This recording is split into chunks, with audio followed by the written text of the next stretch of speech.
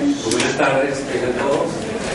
Para mí es un placer volver a este escenario de Cavedatos y de CELA, que es el espacio de discusión, de conversación de los temas tecnológicos con trascendencia, donde personas de todos los diferentes sectores se dan cita para conversar, colaborar, conectarse, hacer networking, y eso me parece genial. Quiero agradecer, por supuesto, al secretario permanente del CELA, el doctor Rivera Banuet, quien me invitó, y para mí es un honor que esa persona tan importante lo haya hecho. Quiero agradecer también, por supuesto, al equipo de Cavedatos y a todo el equipo que han trabajado en este tema que siempre es tan complicado. A Sonia, por supuesto, muchísimas gracias, que siempre está todo. Quisiera agradecer la presencia del excelentísimo embajador de El Salvador, persona que ha trabajado en el tema de ciencia y tecnología durante muchos años, el doctor Román Mayorga, que está acá con nosotros. Y a todos ustedes que de alguna forma dedican a este tema tan difícil en nuestros países, donde estamos a veces conversando entre personas ya convencidas, ¿no?, de temas, y convenciendo a otros que esto es prioritario, que esto es importante.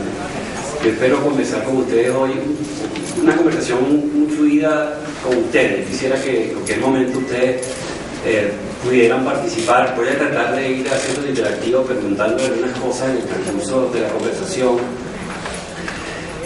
para ir identificando algunas bases comunes que nos permitan explorar futuros mejores, ¿no? Voy a hablar básicamente de tres ideas centrales. La primera idea es cómo la educación, obviamente que esta mañana el secretario permanente mencionó, cómo la educación es fundamental para el problema, para el ascenso social de cada una de las personas, pero al mismo tiempo cómo también puede ser una trampa que reproduce la estructura de la pobreza con exclusión y con inequidad. Voy a hablar cómo, a pesar de que existe una clara conciencia política de la importancia de la educación en todos los gobiernos de la región, y hay claras inversiones, etcétera, sigue siendo la educación, tenemos desastrosos resultados a nivel de nuestras pruebas de calidad. Y finalmente, voy a mencionar de qué forma la tecnología de información, o lo que venimos hablando de lo que llamamos valor público educativo en la red, puede transformar de alguna forma esta realidad de exclusión y de inequidad en el mediano plazo, centrándonos en los maestros como eje transformador de la educación. Son esas tres ideas que voy a ir mencionándoles, y voy a tratar de hacerlo yo estuve pensando cómo expresar las diferentes cosas que estamos haciendo de una manera natural. Se me ocurrió hablar de mi propia experiencia en el tema educativo. Quería preguntar acá, ¿quiénes recibieron una educación pública o semipública, que era aquellos colegios subsidiados por el Ministerio de Educación, de primaria y secundaria, que están aquí presentes? Muy bien, como la mitad recibimos esa educación. Bien.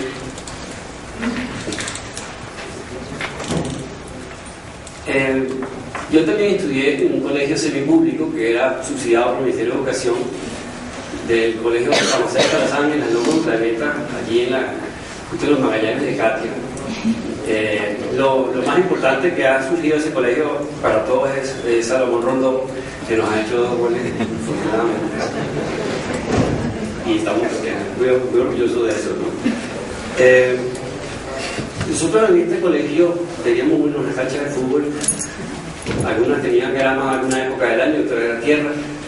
Teníamos laboratorios de ciencia de la tierra, de biología, laboratorio de física, laboratorio de química. Había una biblioteca precaria, pero había una biblioteca. Los profesores tenían un salón de clase donde se reunían ellos. Y obviamente teníamos, como siempre pasa, un maestro que hace la diferencia, ¿no? Una persona que cambia nuestras vidas, que nos hace pensar diferente. Este colegio teníamos, ahí estaba, por si acaso, yo sé que estaban buscándome, pero ahí tenía pelo.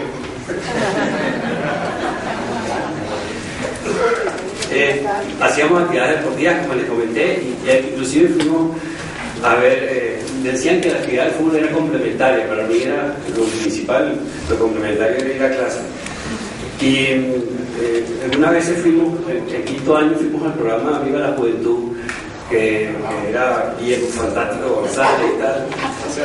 Y los fuimos muy contentos porque ganamos el concurso y el dinero entonces lo íbamos a utilizar para la biblioteca y al final lo usamos en la fiesta de graduación del fin de año. Pero bueno, eso siempre pasa. Como les comentaba, siempre hay un profesor en esa época en que nos cambia la vida, ¿no? Yo quiero que ustedes piensen 5 segundos a ese profesor que les cambió, o profesora que les cambió la vida a ustedes. Yo creo que todos, levanten la mano quien tiene ese profesor en la mente en ese momento. También como la mitad.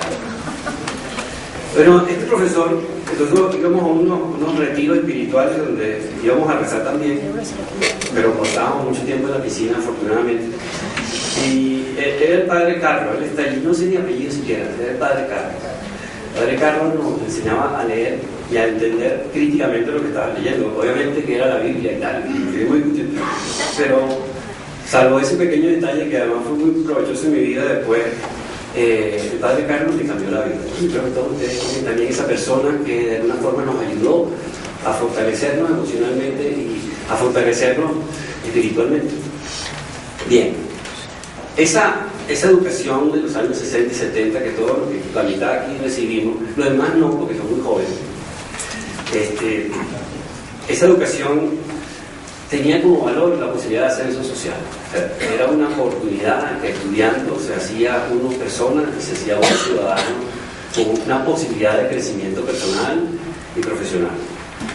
Había una infraestructura básica en la mayoría de los centros, el Pelusín, el Mirracet, donde estudiaron mis hermanas. Yo era el último, soy el último, tengo 5 hermanas antes que yo, y las 5 hermanas todas estudiaron en el liceo público y estudiaron en diferentes liceos, Caracas, liceo de aplicación, etc. Y todas fueron también a la universidad. Fue una época, yo creo que muy importante, vivíamos en Casa Alta y bueno, hubo una posibilidad allí de crecimiento.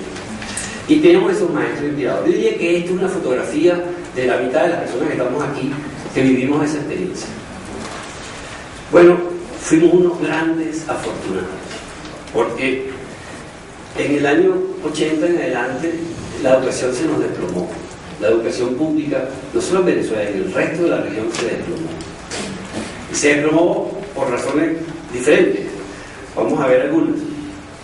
Pero lo terrible es que estas personas que de los 80 para acá han tenido que estudiar en colegios públicos, han tenido otra realidad totalmente distinta a la que estamos aquí. Una realidad completamente diferente, una realidad con mucho más problemas, por una parte, y con mucho menos competencia para afrontar esa realidad. Una muestra, obviamente, es la calidad de educación de Latinoamérica, donde vemos ustedes el estudio de 27 países, donde los 5 que están a la izquierda son los latinoamericanos que se midieron y estamos en la cola. Estamos comparados inclusive con países como Bulgaria, Rumania, Macedonia, Indonesia, etcétera, que estaban en mejores condiciones que nosotros. Una de las cosas fundamentales que está pasando es que la educación, tal como está actualmente, reproduce la pobreza, la estructura que llega a la pobreza. O sea, tenemos una máquina generadora de pobres en aquellos que están educándose. Ahora imagínense los que están fuera del sistema educativo. Aquellos que están educándose están viviendo una tremenda crisis que todos acá, algunos las conocemos y otros sencillamente la hemos ignorado porque estamos en otra crisis diferente, cada quien anda lo suyo. Pero lo que sí es cierto es que tal y como está concebida la educación en el pasado, no es suficiente para las competencias que se requieren hoy para afrontar la realidad que estamos viviendo. Uno de los principales elementos que se genera es, por supuesto, la inequidad, en donde no es suficiente con que la persona tenga la oportunidad de estudiar, sino que las competencias que recibe no le permiten aprovechar las oportunidades tales como están. Y, por supuesto, otra es la exclusión. 1 de cada 3 muchachos que comienzan sexto grado tienen que abandonar por diferentes razones. Básicamente, una es que el liceo está muy lejos y otra es que tienen que buscar ingresos. Esa persona que emigra del sistema educativo la mayoría de las personas sabemos a dónde han ido. En algunos casos, a las zonas rurales, en otros casos, a delinquir o al subempleo, etc. Eso lo vivimos diariamente en todas nuestras ciudades latinoamericanas. Entonces, bueno, uno de los temas centrales es que tenemos 145 millones de jóvenes y niños en edad escolar en Latinoamérica, que tenemos que lograr una inclusión en el sistema educativo y una calidad del sistema educativo que les permita tener las competencias que aborden los retos del presente. Este gráfico de la CEPAL muestra, para que algunas personas dudan todavía, que la educación es o no es un mecanismo de ascenso, un mecanismo de progreso. Sencillamente, el ingreso per cápita versus años de escolaridad. Ahí observamos que es una línea exponencial. En la medida en que las personas, el país, tiene un mayor nivel de escolaridad, el ingreso per cápita aumenta. Créanme que esta lámina es la que mucha gente en los sitios que uno va dice, ajá. Es decir, a pesar de que estamos todos claros de la importancia de la educación, solo cuando hablas el idioma económico es que más o menos a veces entienden algunos argumentos. Entonces hay que hablar el idioma económico. Bueno, efectivamente hay aumento del ingreso. Ahora,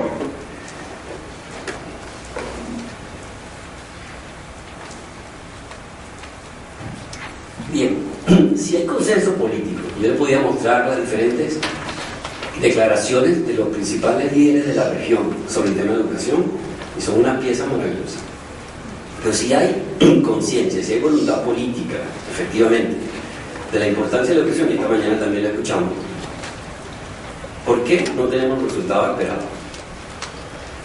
Bueno, yo voy a mencionar rápidamente las razones estructurales e institucionales, algunas de ellas, las que creo fundamentales. Por supuesto que la primera es que hay una poca inversión en infraestructura escolar. La inversión en infraestructura escolar para hacer escuelas de ladrillo, etcétera, con baños adecuados para personas discapacitadas, con la biblioteca, con los laboratorios, con lo que hablamos que teníamos nosotros en los 60 y los 70, para lograr equiparar ese modelo siquiera. No hablamos todavía de la sala de computación, ni hablamos todavía de un laptop para cada chamo o una tableta para cada, ninguna de esas ideas todavía. Sino para las cosas básicas, esa inversión es cuantiosa, pero tiene que competir con el Ministerio de Finanzas, que decía para discutir eso con la gente del Ministerio de Finanzas.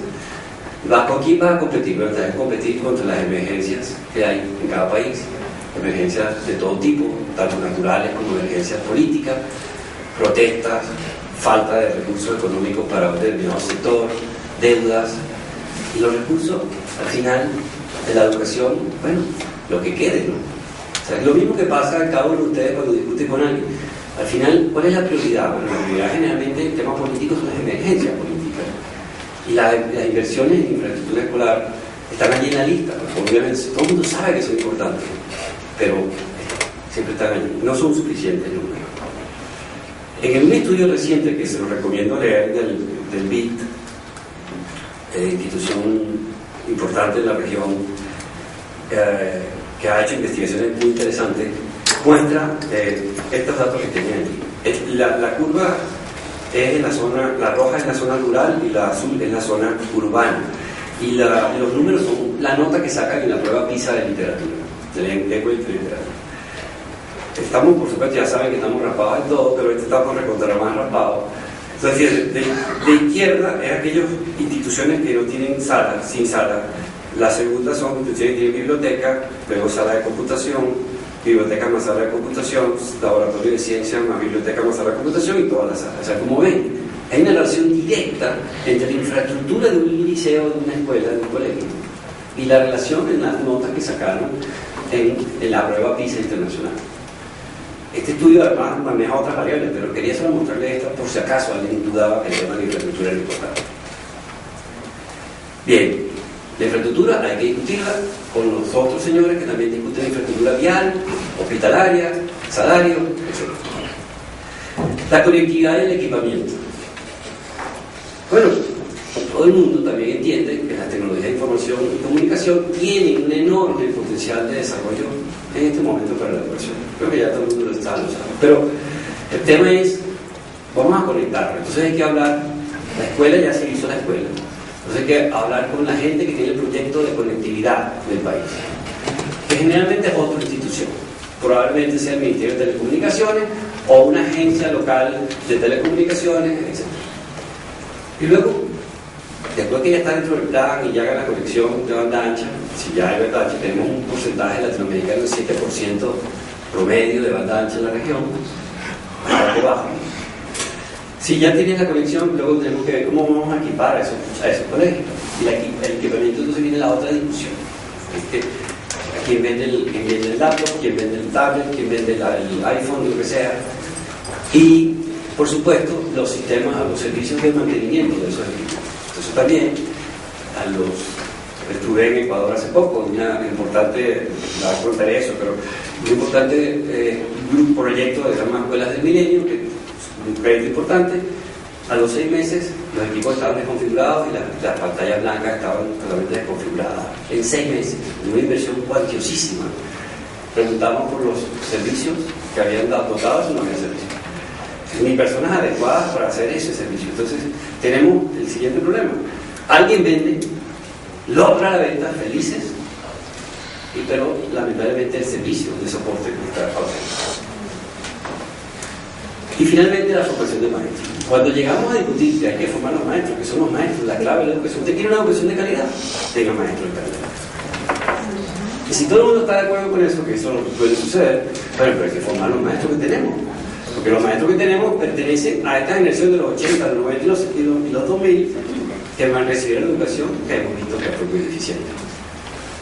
Entonces conseguimos maestros con dificultades importantes en lengua y literatura o matemáticas y dando clases de matemáticas y lengua y literatura.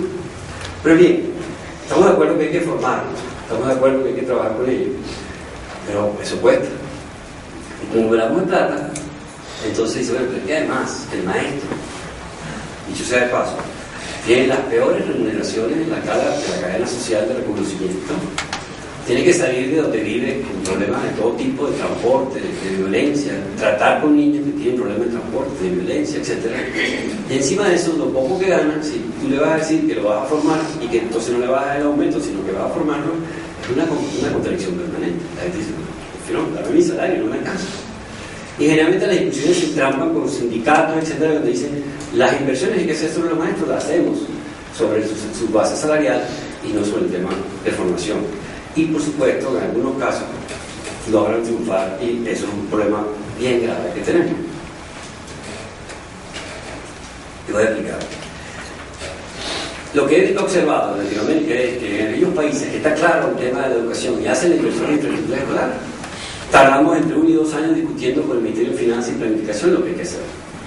Luego, cuando esta conectividad, cuando esa escuela está montada, hay que conectarla. Entonces hay que los planes nacionales de banda ancha, lo que tenga que ser, que es otra agencia, en Argentina se llama Conectar Igualdad, en Ecuador es Telecomunicaciones, etc.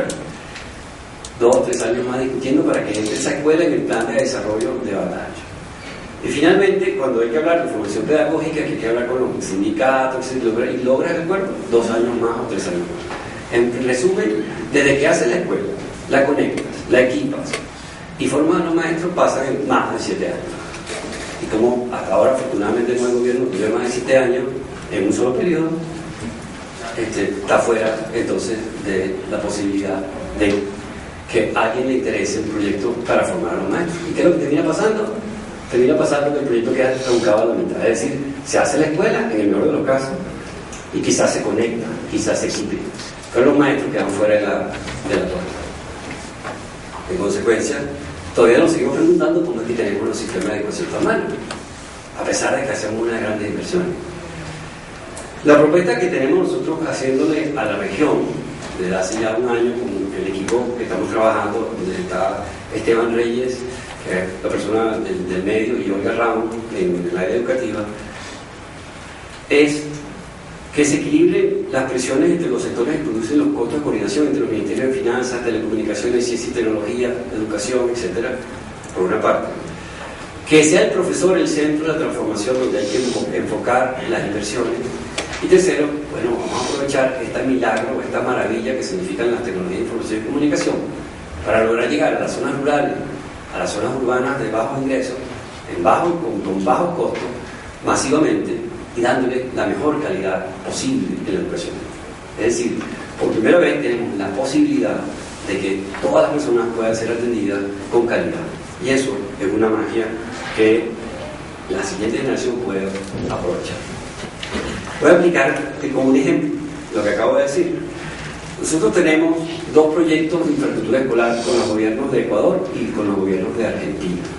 Con el gobierno de Ecuador tenemos un crédito de 70 millones, un proyecto que se llama, 70 millones de dólares, se llama el proyecto de escuelas del milenio. Son escuelas bien dotadas en medio de las zonas más complicadas de menores ingresos de Ecuador, zonas rurales o urbanas.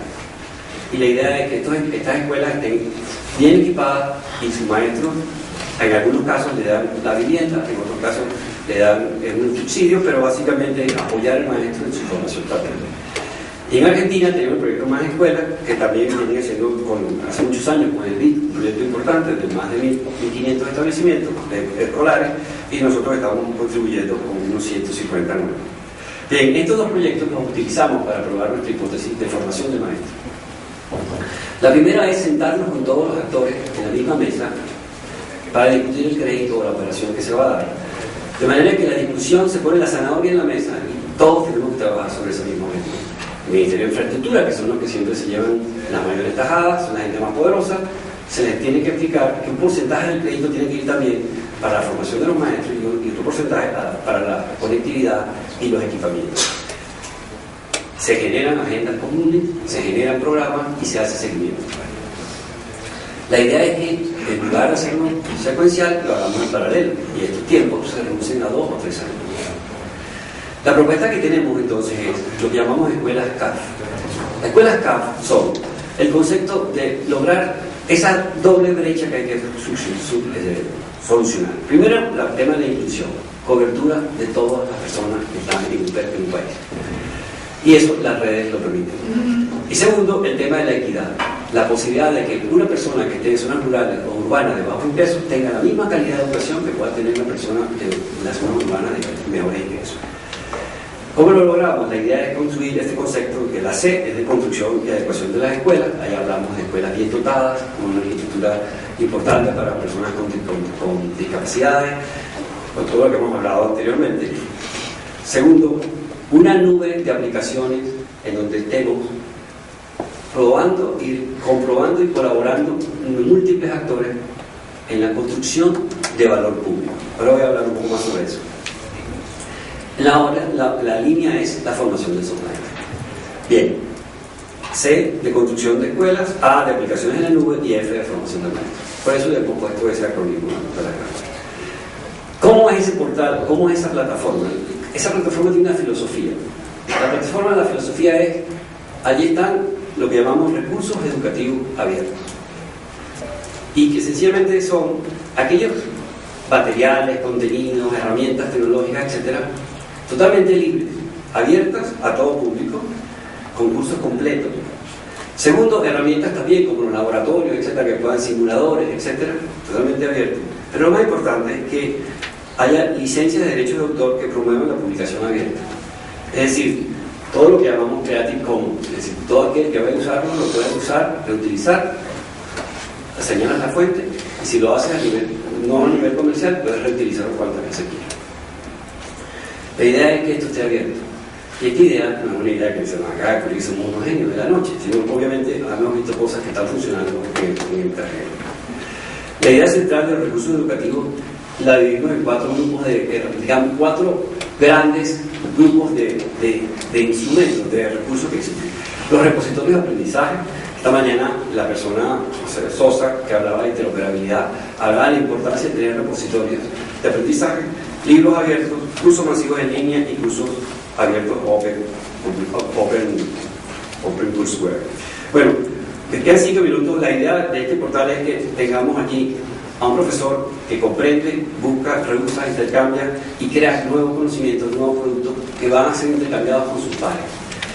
En ese sentido tenemos con la Simón Bolívar un diplomado que ya arrancó, está siendo diseñado con 100 profesores del liceo público de la zona de Caracas, Estado Vargas y Estado Miranda. que son los liceos públicos que participan en el proyecto PIO y que, bueno, van a tener esta formación desde el punto de vista pedagógico. También van a recibir lo que llamamos alfabetización tecnológica, del uso de las tecnologías, con otra empresa que se llama Qualitas del Uruguay. La idea que hemos visto es que esta gran idea que salió en 2001 del MIT OpenCourseware, de cambiar el concepto. Todo el mundo publica su contenido. Entonces tenemos ahí, como ven, 2.000 cursos publicados, 146 millones de visitas, 1 millón de visitas mensuales. O sea, esto es, si alguien tiene duda, lo que llamamos masificación del conocimiento. Ahora, MIT Curso es una de las opciones que estamos observando. TEDx, Harvard, MIT también dan cursos en línea, gratis. Esto es un consorcio enorme de más de 250 universidades, también con cursos en línea. Sin hablar de la iTunes U, de un montón de otros, Apple, etcétera, cantidad de cursos que están gratis. La idea entonces es crear nosotros un OpenCourseware para maestros en América Latina. O sea, estos cursos anteriores que he mencionado están dirigidos a estudiantes universitarios y profesores universitarios. La idea es para los maestros en América Latina en idioma español, para libre acceso a todo el mundo. Voy a poner este ejemplo. Este fue un curso de inteligencia artificial 1.01, donde hay 160.000 estudiantes en línea estudiando este curso. O sea, hay ya la tecnología para manejar grandes cantidades de personas simultáneamente. Coursera, que no haya podido ver la posibilidad, allá hay cientos de cursos también disponibles públicos para todo el mundo. Bueno, la idea es que logremos formar esos 6 millones de maestros que tiene Latinoamérica para el año 2022, que cada uno de ellos esté dentro de un nivel de calidad que podamos darle a la siguiente generación una posibilidad que nosotros tuvimos. Voy a hablar rapidito del profesor Julio. El profesor Julio, nos lo conseguimos trabajando, Esteban nos lo presentó. Es un profesor de matemática, caleño, que, como ven, tiene un grupo de trabajo, una especie de red de estudiantes, más de 50.000 estudiantes, en este momento creo que van por 60. Y 26 millones de visitas a sus 300 y pico de videos que tienen matemáticas. Totalmente gratuito. Y yo quiero que vean lo que les dice algunas, solamente para que vean algunas personas que le dicen. Esto lo tiene en todas partes, digamos, desde Argentina, desde México hasta Argentina. Entonces, dice, gracias a vos aprobé el trimestre. Esto, Danny de Brown, hace presente. Es más espiritual. Yo lo bendiga, de verdad, qué buen maestro es usted, qué afortunados sus alumnos, la manera en que usted enseña es realmente genial, gracias, profe, saludos desde México. Este es el más profeta del desastre, ¿no? A la que sería de todos nosotros que tenemos maestros que no les gusta enseñar sin gente como ustedes. Y finalmente una romántica dice, lo amo, profe, de verdad, muchísimas gracias, no sabe cuánto menos. Estamos hablando de 50.000 jóvenes que están conectados con este señor les contesta los correos uno a uno. Creo que se metan, es un placer ver lo que dicen unos a otros. Entonces, esta fuerza de este profesor, ¿cómo nosotros no podemos tener en Latinoamérica un portal con cientos de estos profesores que existen y formando nuestros propios profesores en todo? Bueno, esa es la idea que estamos haciendo para lograr que ese profesor sea un profesor activo, que cree contenido, que los alumnos estudien a su ritmo, que los gobiernos tengan indicadores para hacer mejores políticas públicas y que los padres tengan una mejor supervisión. La idea es que si nosotros sabemos que esto es posible, obviamente tiene un costo de coordinación importante. Para eso la CAF tiene un rol importante. La posibilidad de navegar entre los diferentes gobiernos de la región para persuadirlos de la importancia que tiene hacer un trabajo colectivo. La transformación de la educación no es solamente la formación de un maestro, sino esa formación de un maestro con nuevas competencias, con la de trabajar colaborativamente, donde unos maestros se ayuden a otros.